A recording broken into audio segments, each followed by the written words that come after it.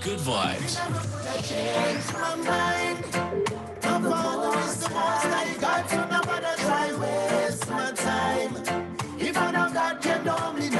Godly energy. You're listening to Hope 103.1 FM Grenada. Hope 103.1 FM. Reaching our nation for God. Hope 103.1 FM. Why listen to anything else?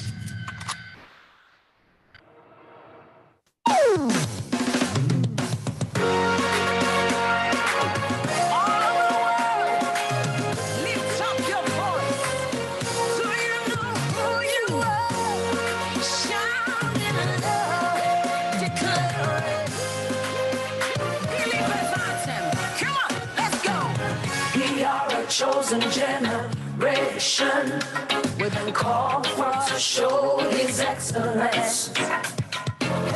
All I require for life, God has given me, and I know who I am. We are a chosen generation. Blessed Wednesday afternoon to one and all. To all listeners locked on to Hope 103.1 FM.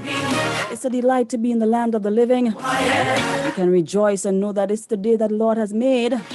And hitherto had He brought us, yeah? We made it through the day.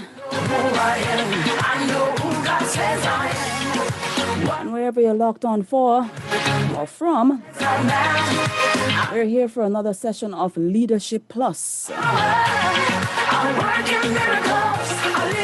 where we discuss pertinent matters as it relates to leadership. We are here discussing the most capable Reverend John Lewis. And for the past 6 to 7 months, he has been disclosing some very good, well sought out and thought out information, yeah? Today we're looking forward to another good session where we can get information to guide us in our leadership. All I require for life, God has given me. Blessed afternoon to you, Reverend John. How are you today? Good evening, and it's good to be back on this program as we enter a new month. Already the year is going by so quickly. Of course, I was just about to tell you happy February. Yes. Yes, and we thank you for joining us today, our viewers and listeners on Leadership Plus, as we continue our discussions on a very important issue again today. Right. You know, and we're going to jump right into it. We're not going to waste any time. I want to start off with a quote by John Maxwell. He said, "Great people are ordinary people who make extraordinary decisions." And, you know, after reading the scripture for today's discussion, you know, I couldn't help but think about the power of the will and the choice that God has given to us. You know, and the scripture I'm speaking about is Deuteronomy 13:19, which says, "I call heaven and earth at witness against you today, but that I have set before you life and death, blessing and the curse. Therefore choose life, in order that you may live, you and your descendants." And, you know, I couldn't help think about God has really given us a big choice. You have to choose life or death.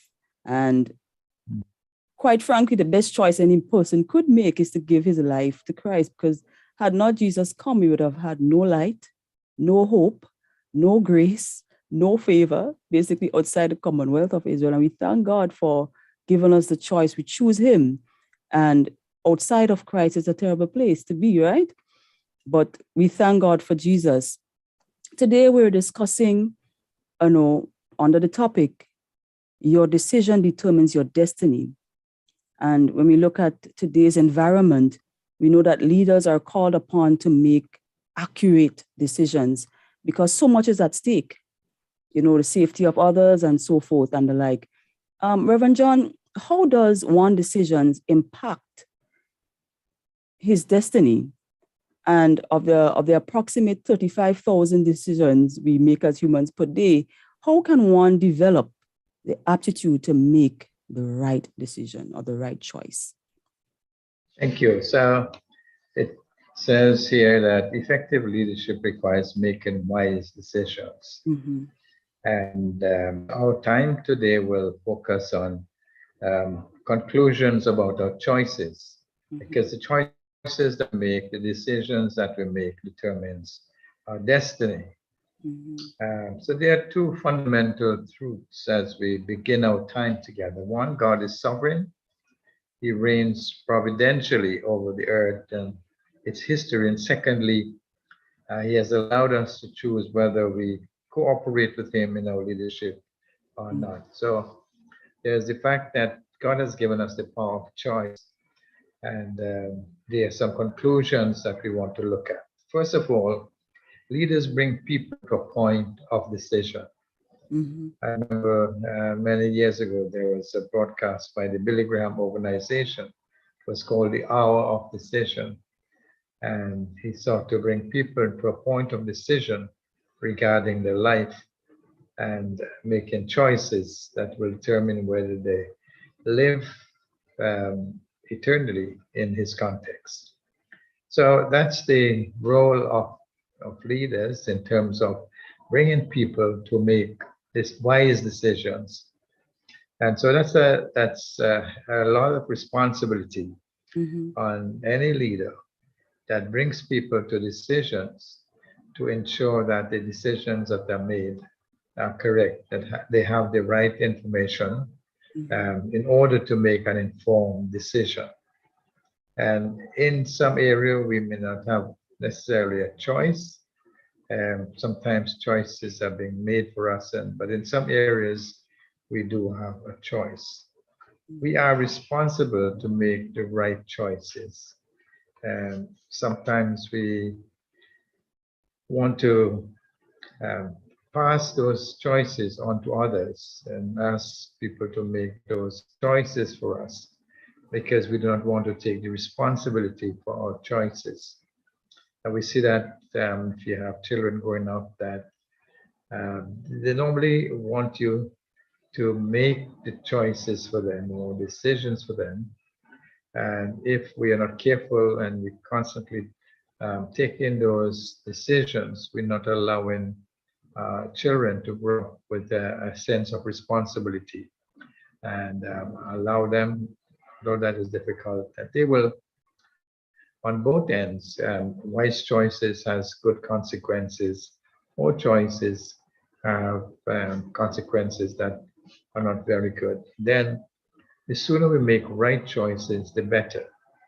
And so choices in life can determine your future, whether you're a child, a young person, a young adult. So those choices can determine where we go with our life in the future.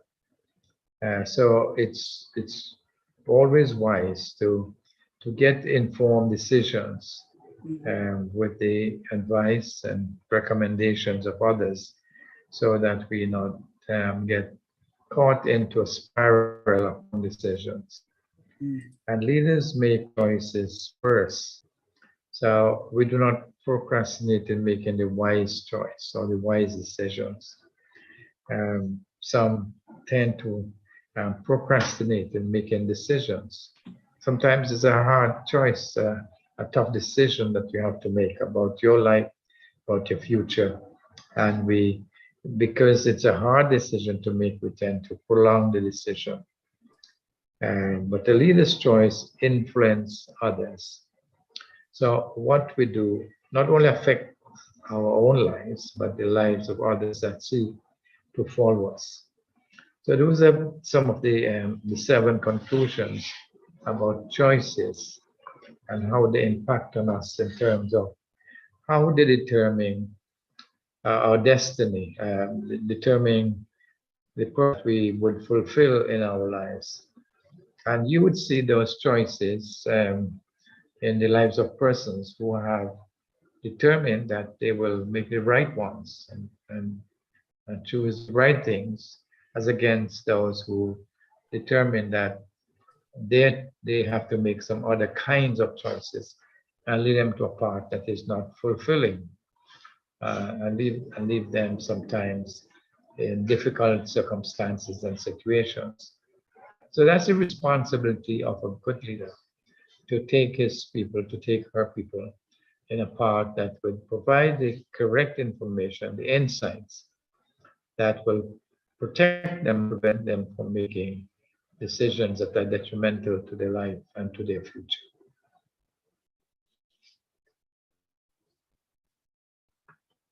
And then there are some conditions and choices that we make.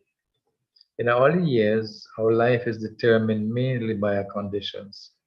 A baby does not choose his family or environment, but as his age increases, so do his options. The difference between the conditions and the choices are as follows. One, the conditions are early life. And in early life, you make decisions but the conditions to the choices that you make affects your later life as well. So you have become a person of age, as we would say, and you take responsibility for those decisions in your life. Conditions may be involuntary, um, but you have to make choices deliberately, intentionally, that will get you to the place you want to be.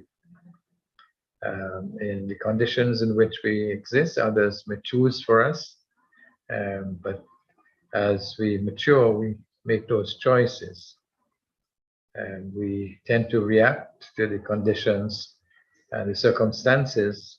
But then, as we make those choices later in life, we initiate, we make the calls.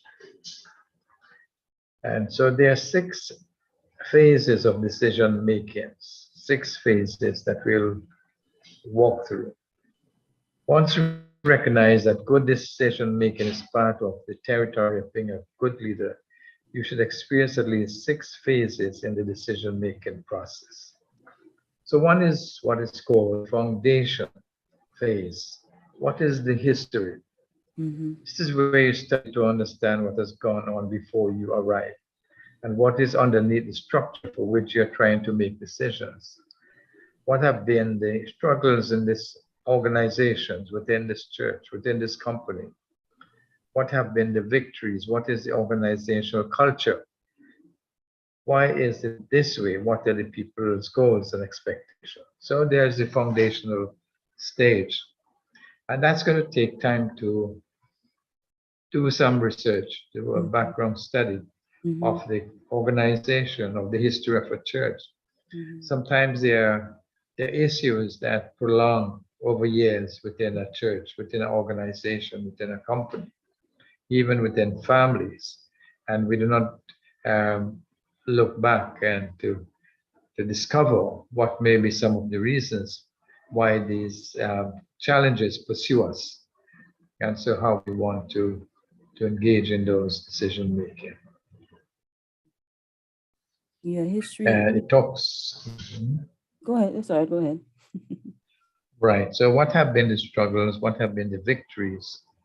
And what are the people's goals and expectations? And as a wise leader, we would want to listen to the people that we're seeking to lead. The recommendation as a leader into a new role of leadership, whether it's in a business sense, whether it's in a community leadership role, whether it's in a church organization, they would recommend that we take the first year in this new leadership role that has been entrusted upon us to discover, to learn, to listen, to get feedback before we start making radical changes within our new role as a leader. So there is the foundational phase that we must put, as it were, the big stones. As you know, if we are doing construction, we cannot the sand and the pebbles in first. We have to get those every rocks, or make sure all the steel and all the concrete is in place in order to have a firm structure to build upon. So the foundational phase. Sometimes as leaders, we may be in a situation where we think we have to be in a hurry Right. to get things done and forget to do the homework and do not take time to learn and to study the people to which we are seeking to lead at this time. Right. So it's always And then the important. second phase, yes, sorry, go ahead. Immediately. But yeah, it's very so important to know who it is that you're leading. You know, and it draws from the other conversations that we would have had before, that it's important to know who's on your team, what are their strengths and weaknesses, as these things can determine how well or not, you know, you meet the objectives set out. So it's imperative that you know who's on your team. Yes. And then the second phase in decision making is called the fact phase. What are the facts? This is where you gather all the facts and information available to give you insight concerning the situation. Often there are at least two sides to every issue. Be sure to discover what's behind both sides of an issue, and you will have hard data to use in the decision making process. So get the facts. Sometimes we may tend to take our biases and bring them to a situation, or we may have preconceived ideas of what we're getting into and not relying on the hard facts and the information, the true information that you really need. So get the facts before jumping to decisions or conclusions about the people, or you may have heard stories of what you're getting into that would have colored our thinking and colored our decisions even before we have taken up that role in the leadership, whether it's in a church, whether it's in a company. But we want to be careful is how we measure what we hear against the facts that as they really are. And then feedback phase. What are the emotions? This is where you ask for feedback from the people. They will give you insight about effective leaders read their people before they lead their people. You probably want to say that again. Effective leaders read their people before they lead their people. And we have discussed some of the areas that you want to read your people. Read in terms of their personality styles, their leadership styles, their experiences, their skills, their strengths, their weaknesses. So if we have a good read on the team of people that we are seeking to lead, it makes our job easier. It makes the team work more conducive to what you want to bring them to. And so there's a better working environment. So again, get feedback, get the thinking behind what the emotions that comes out with it, and listen carefully, and listen not only for the words that they say, but with the emotions that come as a result of their communicating with you. Because very often the emotions speak louder than the actual words. So our own knowledge and understanding of how people are helps us to study the people we work with. And then focus phase. What is the wise choice? That is the key question in all decision making. Proverbs tells us that wisdom goes out into the streets, but few listen. We are forced to make a decision. The greatest difficulty in making a decision is not knowing the right decision, but in making it. And when a decision is hard to make, we procrastinate, we shelve it, we put it in a place that is not quite visible. But so calling us to make the right call, the tough call, as we would have previously discussed, making the tough call, but it helps us in the long run. So keep a focus on the wise choice that you want to make. So these are some of the phases in decision making. the foundational phase, the fact phase, the feedback phase, the focus phase, and then we have what is referred to as the fruit phase. How can this decision bear fruit and be successful? Because that's the goal, that is the objective of leading. This is where you focus on the problems that can hinder the decision and the procedure of communicating decision to others. Successful leaders address potential problems before the followers ask. So um, we must not be afraid to discover what may be some underlying issues or concerns within the group of people that you're seeking to lead. As a matter of fact, I say that the wise leader will seek to discover on route for and discern some of these issues even before they've been raised. So that brings fruit in this section. It's called the forward phase. Where do we move? This is when you stop talking about doing something and you act. You determine the right time to move forward and take a step.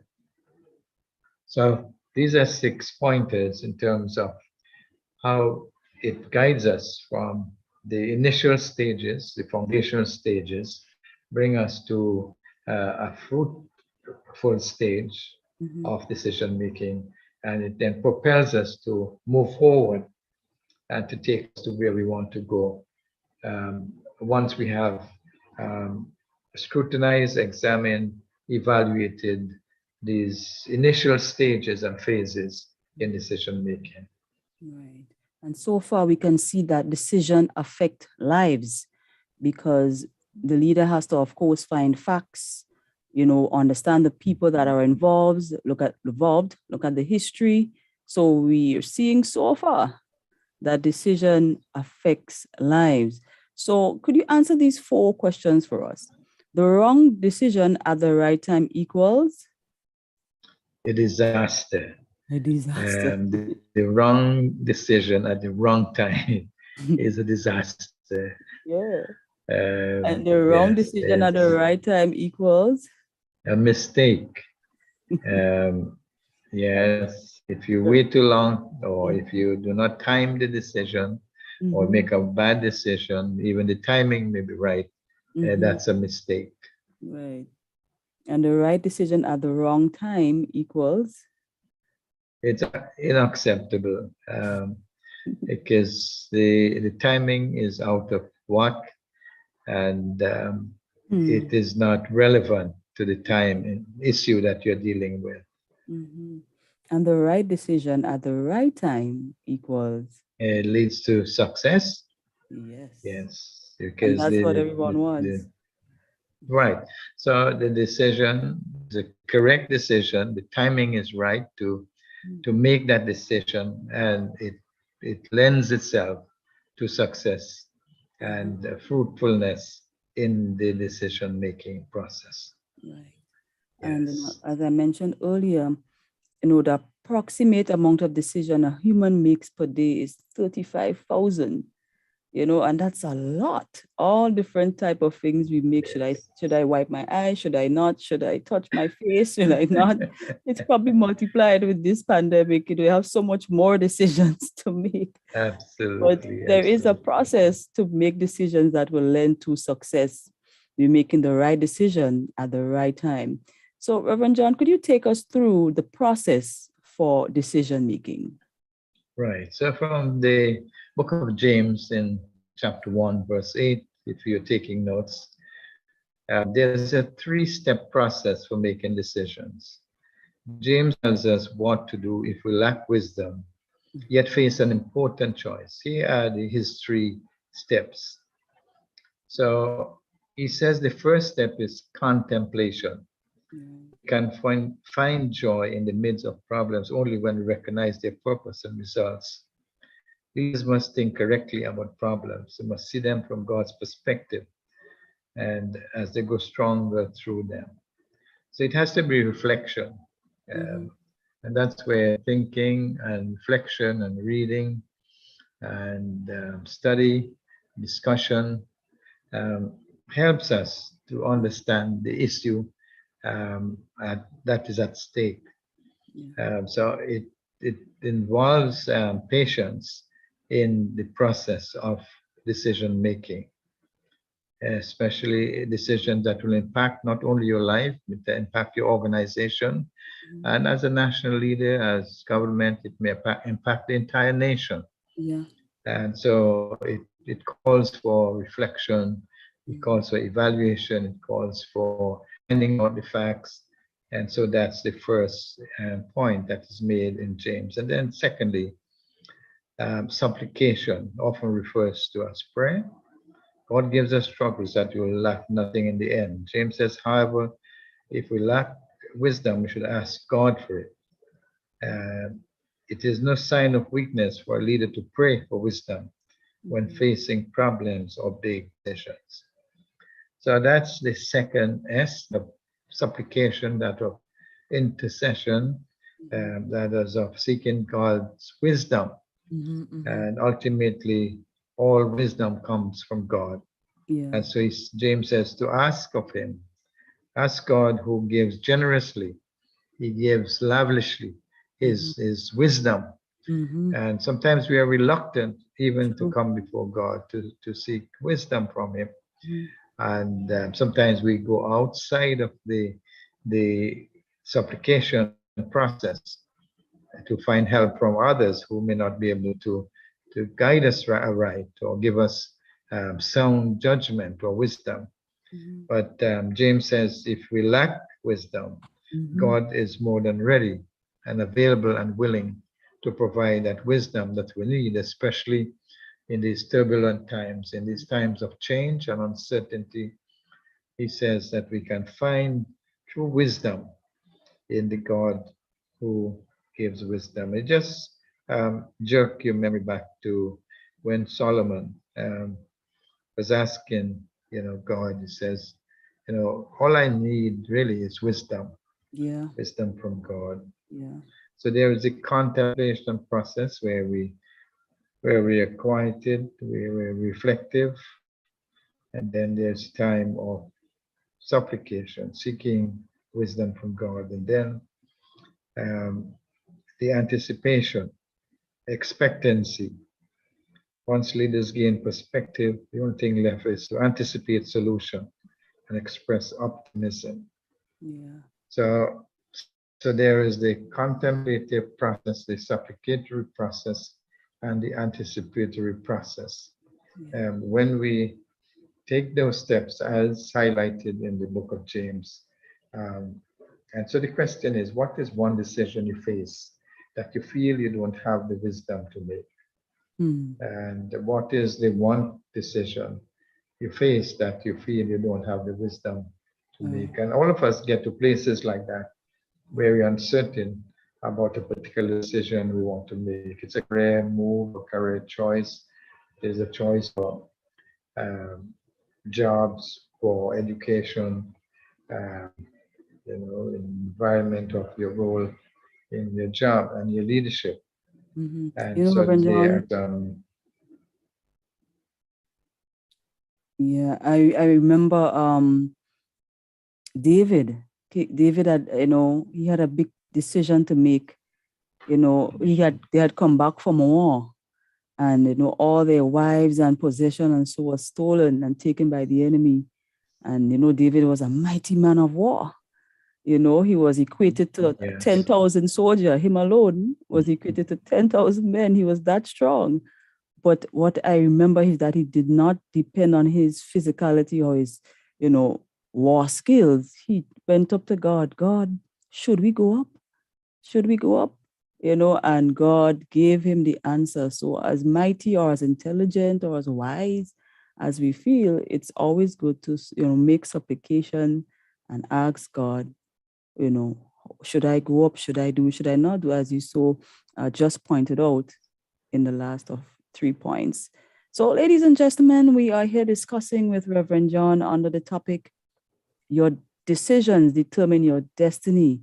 So feel free to send in your comments or question on our YouTube platform, or you can send them in on our WhatsApp, and we're glad to take them, and it will add to our discussion. So Reverend Johnny was just continuing speaking on what decision that we may face. And, those sometimes we have those decisions that are daunting, and, they have some gray areas in our decision making. Could you take us through making decisions in Right. those? So those are where we prioritize God's people. Mhm. Leaders must not make decisions based upon what benefits them most. Now that's so important because the priority here is for the benefit of those that we seek to lead, their best interests at heart, the good, the betterment for the people who follow you, Mhm. whether it's in your local church, whether it's in your denomination, whether it's in the company that you lead or you give guidance to. It is based on the benefits for them. The term others in the scripture refers to people that may be even unlike you. They are different and not likely to see the issue as you see it. Leaders must choose what is best for others, not what appeals to their own taste. Who will benefit most from this decision?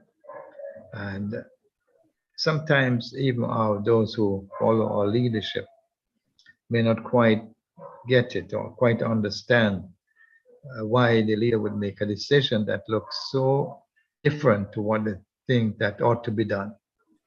But that's where, as a leader who is seeking wisdom from God, God gives him inspiration and guidance that he may make a decision that perhaps looks unpopular, Mhm. may not seek to fit into the mindset of the people that he is leading.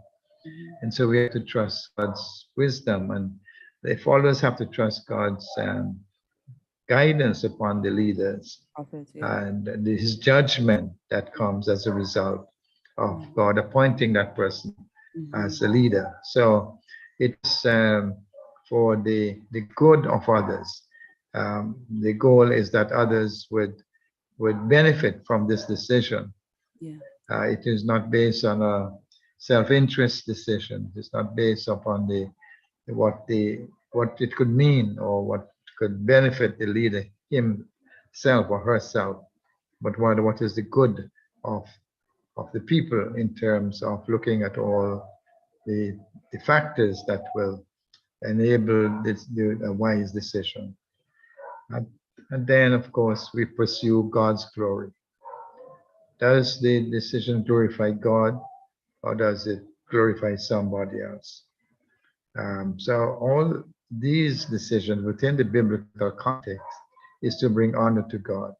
And so the question we have to ask ourselves as spiritual or Christian leaders, does this decision give people a better picture of who God is? Mhm. So that is where um, the perspective is that the focus is not on the leader.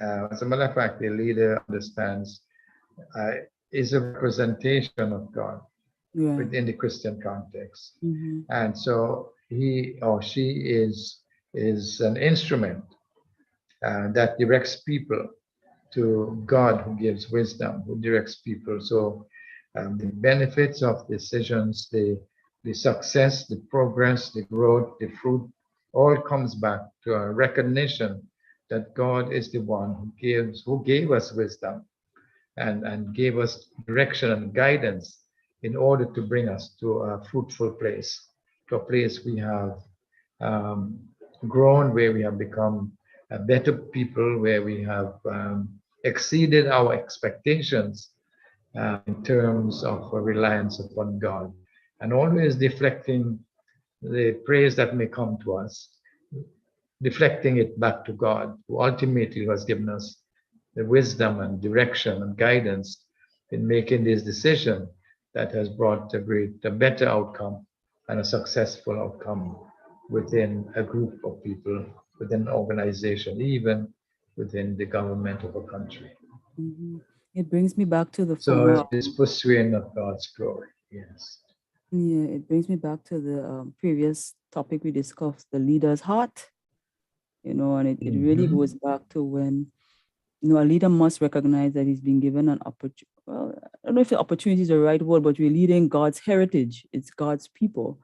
And so, with that in your heart and soul and so forth, you recognize that whatever decision, whatever is done, ultimately is to give God glory and to represent His will for the people.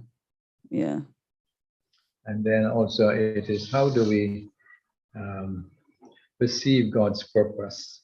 Mm-hmm. Ask yourself, will this decision please God and fulfill His purpose? Mm-hmm. Um, and sometimes leaders are pressured in making decisions that may not have a perspective as to how does this matter to God, Right. um, and may go out on the limb to make unwise decision and suffer the consequences. And the sad truth is that it's not only the leader that suffers when he or she makes decision that is not in alignment to the purposes of God. The Mm, entire people, group of people that he or she leads, suffer the consequences and the results of unwise decision because God's purpose may not have been taken into consideration. right. God's purpose is ultimately that people become um, his children, his servants. The ultimate purpose for our life is that we become more like Right. Christ, Mm-hmm. who is the greatest leader of all times. And if Mm-hmm. we follow in his path, we follow his direction, because we need to make the point also that there are all kinds of leaders around us today, especially in these last couple of years, Mm-hmm. within the social media platforms who give us all kinds of ideas. And so we have to be able to filter out the unwise decisions, Mm-hmm. filter out what is not truth, and discerning what is error, so Mm-hmm. that we not fall prey to Yeah. all the invitations to sign up for this program and listen to this podcast. And we have the best program that you ever need, and cipher off your money and lead you down a path that you end up Mm-hmm. as a result of those decisions in a place that is not good for you. So that's where the wisdom that comes from God is available to everyone. Yeah. And that wisdom is available not only to leaders, but to everyone who call upon God. A Mm-hmm. child can seek God for wisdom. Mm-hmm. A young person, they can seek that wisdom. And a young adult thinking about family and choosing a life's partner, uh, seeking a new career, seeking which college or university they would like to go to, seeking wisdom in making these vital and important decisions that affect your life forever. Mm-hmm. I think that is so critical. Yeah. All of these, what you've just mentioned, it brings me back to the 6 phases of decision making, where you have to research, do the history, and all of those points, those 6 points, it makes me appreciate, and I'm saying this very guardedly, that there are times when God will make us wait, and we don't like to wait. And sometimes these processes are the things that prepare us, you know, Yes, to yes. wait, to hold out and not be, not to rush into making decisions. You're taught not to make decisions when Yes. you're not when you're too happy or when you're not too sad, and these different things. So the processes of waiting and trusting God and Lord, they're taking too long and whatnot. It develops that aptitude in you to wait and to make the best decisions, having look at all the different factors that are involved in the given issue. And we don't see it in the Yeah, beginning, but we see it after. yes. Right. The truth is that this information, for those of you who are viewing and listening, it Mhm, is so important you understand this for the young people listening to this program. mhm, These these are such critical phases that can prevent you from making ill-fated decision. Yeah. And if we take note of these, and if we share them with our friends and the people that we associate with, it may prevent them from making fatal decisions and fatal mistakes that impinge upon their lives. Some of us get the information a little later in life, but we want to particularly encourage others to share this information as well. Can you just briefly take us through just mention again the 6 phases of decision making? Right. So there is a foundation phase. What is the history? So we understand the background, where this is coming from, the fact that is getting the correct information, not based on hearsay or what people think, but rather the facts. The feedback from your people within your organization, the focus. Keep making the wise choice. Focus, and the fruit stage, the benefit of following these guidelines, and then forward thinking in terms of having made right decisions. We can now move forward in understanding where we want to go. Right. So remember, guys, the wrong decision at the wrong time is a disaster. And the right decision at the right time is success. And that's what we really want. You know, many times we come upon disasters and we wonder, how did we get here? Maybe we would have avoided one of the steps in the phases of making a decision, and we end up at a disaster, right? So we are coming down to, the principles. And we know principles are things that we shouldn't change, and these are the guaranteed factors that will get us to where we want to be. So let us find out the principles on decision making. Right. So there are several principles that we will take note of. It's about 12 of them. So one, choice, not chance, determine my destiny. So we are not left up to a chance this year. To choose not to decide is to choose to let others control my life, to let circumstances control my life. So you do not want to allow insecurity to control your life. Principles of decision making is how you can determine. And then to choose to decide is to take responsibility. So you must decide, you must choose, and you take responsibility for the outcome of that decision. Then indecision is the mark of a fearful mind. Sometimes people are crippled by fear of making a decision, and we procrastinate, we put it off, we prolong it, and keep it on the back burner forever.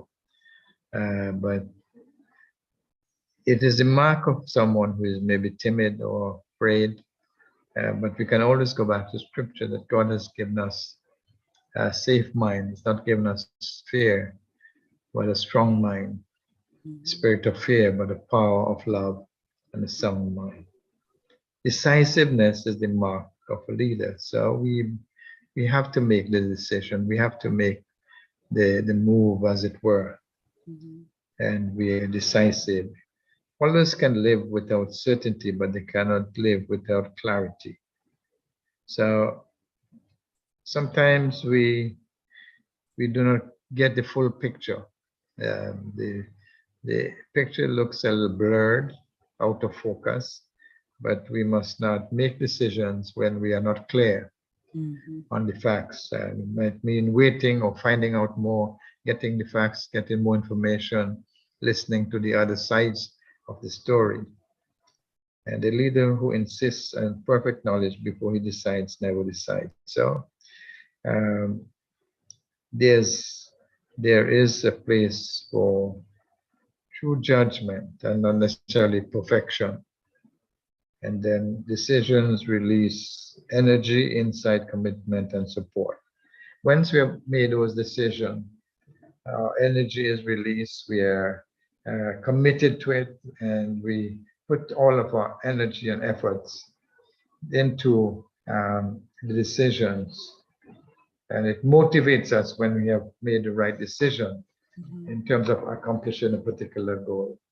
When you have made the decision that this is the person that you want to live with the rest of your life, you spend a lot of hours thinking and visiting and all those wonderful things. If you make a decision about a particular career, you choose the field of study that will get you into this career. You choose a particular area you will want to live or where you would like to live in the future, and make preparations for those kinds of decisions. And you want to complete a certain level of education, and you make the sacrifices to get there because the benefits in the long term would be worthwhile. And then the larger the group of followers, the greater the pressure to conform. So the larger the group of followers, the greater the pressure to conform. So when you are working with large groups of people, probably a couple hundred, more than that, there is the dynamic within the larger group. But we have to keep the focus and know what decisions are best for such group. Great people are ordinary people who make extraordinary decisions. So great people are ordinary people like all of us, but we make decisions that lead us into extraordinary places and gets us to a place of fruitfulness and growth. Decisions should be made at the lowest level possible in an organization. That is so critical. We often tend to have the decisions that are top-down. So organizations, churches, community groups, governments, it tends often to be where that decision is made at the top level and is not it is not filtered at the lowest level. And the recommendation here is that get our people at the lowest level, at the grassroots, at the community level, and move the decision upward rather than the downward flow. So how do you and move then the decision upward? Before you move on to the next one, how do you facilitate that decision being moved up? Is it linked back to the process where you listen to the people? Right. So that's where you understand what we talked about, the human capital within your organization, the values, the strengths, the skills, the experiences. So all that is incorporated into the decision making. And the truth about it is that when your company, your organization, your church feel that they have participated in a decision and they had a part to play in it, and they have been involved in the process, they help you carry out this decision. So because they themselves are excited, they have this is our decision rather than it was their decision at the top. And sometimes people become disgruntled, they hesitate because they don't understand why we stayed up here and made that decision for us down here, as it were. And you see, that's a biblical principle that Jesus taught as well. He said when they were arguing about leadership, he brought a little child in front of them and says, look, unless you become like this little child, you can't even get into the kingdom of God. And when the mother of James and John was trying to position the sons to become one on the right hand of Jesus and one on the left hand in a place of power, Jesus says he doesn't even have the authority to do that. So it's how, you see, the biblical principle tends to be contradictory to what is the world value system, rather than where we are including everyone in the body and in the process. We have imbibed into the world's culture that says, we're the big guys here. We call the shots, and the little ones just have to follow. But if true success is to be achieved, and where there's participation from the lowest level within your church, within your organization, it really it grows exponentially. As a matter of fact, you achieve much more, and it catapults um, in your organization and grows beyond your own expectations. So that's where the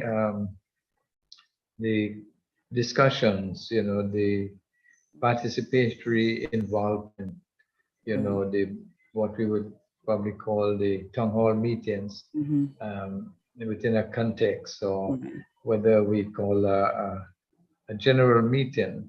Mm-hmm. Sometimes we would call meetings where we still make the decisions at the top Yeah. rather than allow it to filter up from the lowest level. There are times when the final, okay, yes, there is a time and place. I believe that, of course, the people, the lowest at the lowest level, you meet, you talk, but then there are times when the ultimate, the decision has to be made from the top without consulting the lower level, so to speak. There are certain decisions like that. It's just like that at times, I believe. Right. But if you're looking at the overall good of everyone, Mm-hmm. it is really going to be helpful to get the Yeah. participation with all involved. I Success is not for the chosen few, but for the few who choose, right? Mm-hmm. Sometimes we again have this misconception that is there's a kind of chosen few within our grouping that have all this say.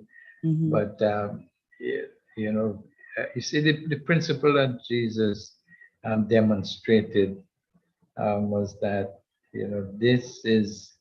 these are men and women who followed him Mm-hmm. from all kinds of backgrounds, fishermen, you name it.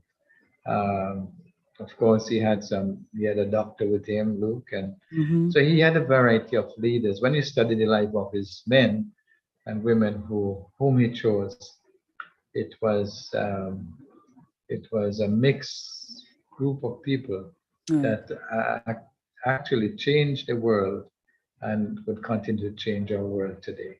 Mm-hmm. You know, the topic is so it's a serious one because it says your decision determines your destiny, where you're going, where you probably would end up, and so forth. And I believe we need a lot of help in making the right decisions that we arrive safely at our destinies, of course, by God's grace and help.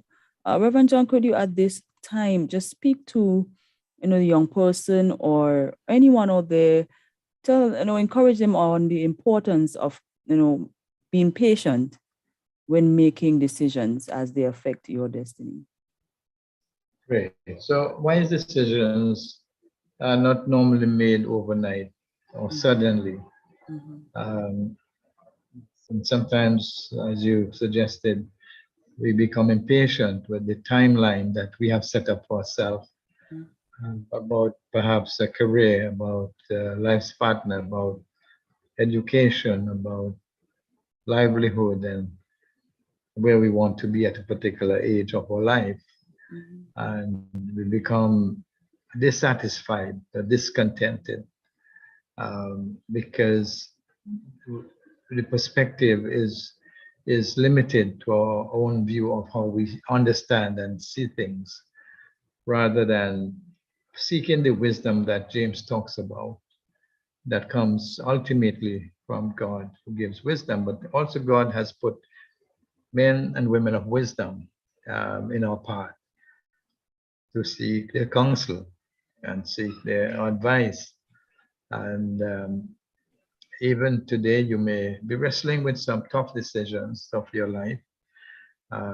First of all, you can seek God's help, of course, and you can also seek out men and women that has that sense of Christian wisdom and godly wisdom that can advise you and guide you in these turbulent times.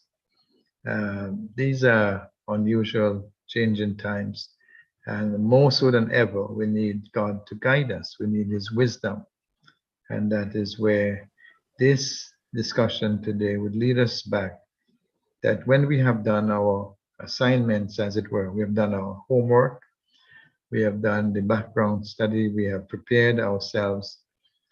And then we come and we seek God's direction. He says the steps of a good person are ordered by the Lord. So what decision do you hesitate to make today? That's an assessment. And why do we hesitate? What makes decision difficult to make? And then the application for today. List 2 action steps you can take to make better decisions. What are 2 steps that you can take today to make better decisions? Because life is full of decision making. Yes, there you have it, ladies and gentlemen. It is wise to make a wise decision, because as we've learned today, the right decision at the right time equals success. And that is what and where we want to be, a success and in success. So I want to thank all our listeners for joining us today, for being, attentive and listening to all that was said today. And sometimes, there are tough decisions that we have to make. And if you check out the Word of God, you will see mighty men and mighty women come upon tough decisions. And they would have employed the phases that we spoke about today and come to success. So I want to encourage us to do our best and make best and wise decisions that, of course, as we will have discussed on it today, impact our destiny. Are there any final words you would like to leave with our listeners and viewers before we end today's session, Reverend? Yes, so decision making is a tough call, and we have seen how men and women, even in history, had to make tough decisions. When, for example, in the biblical history, when Abraham was asked to make this decision about his son Isaac, any parent could identify with that. But when God saw the heart of Abraham, even to obey in that tough call, then he gave him back his son. So the issue here was obedience to God, ultimately, to show us that when we submit our decisions to God who made us and God who created us and God who knows us best, and we gave our heart to him, he has our best at heart for each of our lives. Definitely. And we can trust him. He would lead us into all truth, lead us into still waters, lead us into what is best for us. We can trust God at all times. So I want to thank everyone for staying tuned to Leadership Plus this afternoon. We again thank Reverend John for sharing with us such a rich information, and we appreciate, the value that you're adding to all of our lives week after week. Thank you, Reverend John. Listeners, I invite you to join us again next Wednesday. Looking forward to have another good session discussing matters as it relates to Leadership Plus. Here ends today's session. Bye-bye. Thanks for joining us. Good evening. We are a chosen generation. We call for to show His excellence.